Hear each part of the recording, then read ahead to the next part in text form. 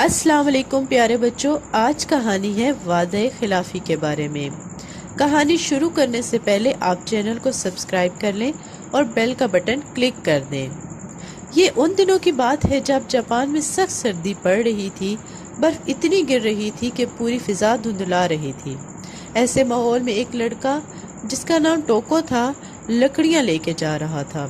راستے میں اسے کسی کے پھڑپھڑانے کی آواز آئی۔ ٹوکو نے مڑ کر پیچھے دیکھا تو ایک خوبصورت سا پرندہ برف میں پڑا ہوا تھا اور سردی سے کپکپا رہا تھا۔ ٹوکو نے اسے اپنے کوٹ میں لپیٹ لیا۔ کوٹ کی گرمی کی اور حرارت کی وجہ سے وہ اڑنے کے قابل ہو گیا۔ تھوڑی دیر کے بعد ٹوکیو نے اسے اڑا دیا۔ دیکھتے ہی دیکھتے وہ بہت ہی دور نکل گیا۔ اسی طرح کتنے ہی ہفتے گزر گئے۔ سردی کم ہو گئی، برف پگھلنا شروع ہو گئی، درخت اور پودے کھل اٹھے۔ ٹوکو کے والد کی اپنی فصلیں تھیں جن کی وہ خود حفاظت کرتے تھے۔ ایک لڑکی جس کا نام روپن تھا وہ آئی اور کہنے لگی، میں اپنے ماموں کے پاس جا رہی تھی جو جاپان کے ایک چھوٹے سے قصبے میں رہتے ہیں، لیکن میں راستہ بھول گئی ہوں۔ اگر آپ اجازت دیں تو میں کچھ روز آپ کے پاس بسر کر لوں۔ ٹوکو کی ماں نرم دل تھی اور وہ فوراً مان گئی۔ روپن سب کے ساتھ ہنسی خوشی رہنے لگی۔ دھیرے دھیرے وقت گزرتا گیا، خزاں کا موسم آ گیا۔ اتنی برف باری ہوئی کہ ٹوکو کی پوری فصل تباہ ہو گئی۔ سارا گھر بہت ہی پریشان ہو گیا۔ روپن نے سب کو اس حالت میں دیکھا تو بولی، میں آپ سب کی مدد کر سکتی ہوں کیونکہ مجھے بفت کپڑا بنانا آتا ہے۔ میں 3 دن لگا کے کپڑا بنا دوں گی اور ٹوکو اسے بازار جا کر فروخت کر دے گا، لیکن ان 3 دنوں میں کوئی میرے کمرے میں نہیں آئے گا۔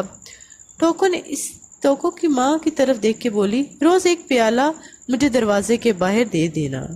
ٹوکو نے اسی طرح عمل کیا اور جا کر جو کپڑا اس نے بنا تھا وہ مارکیٹ میں جا کے فروخت کر دیا۔ فروخت کرنے کے بعد جو پیسہ ملا اس سے گھر کا گزارا چلنے لگ گیا۔ دوبارہ برف کا زمانہ آ گیا۔ تب روپن نے دوبارہ کپڑا بنانے کا ارادہ کیا۔ وہ پھر کمرے میں 3 دن کے لیے بند ہو گئی۔ ہر رات کمرے کے دروازے کے باہر ٹوکو پیالہ رکھتا اور صبح تک وہ پیالہ بھر جاتا۔ ٹوکو کو بڑا تجسس ہوا، یہ کیا ماجرا ہے؟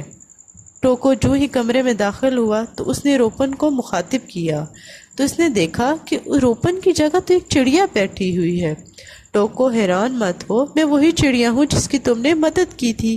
میں جانتی ہوں تم سب لوگ مجھے بہت پسند کرتے ہو، لیکن تم نے اپنا وعدہ توڑ دیا ہے۔ اگر تم 3 دن سے پہلے کمرے میں نہ آتے تو میں ہمیشہ تمہارے ساتھ ہی رہتی۔ افسوس، اب مجھے جانا ہوگا۔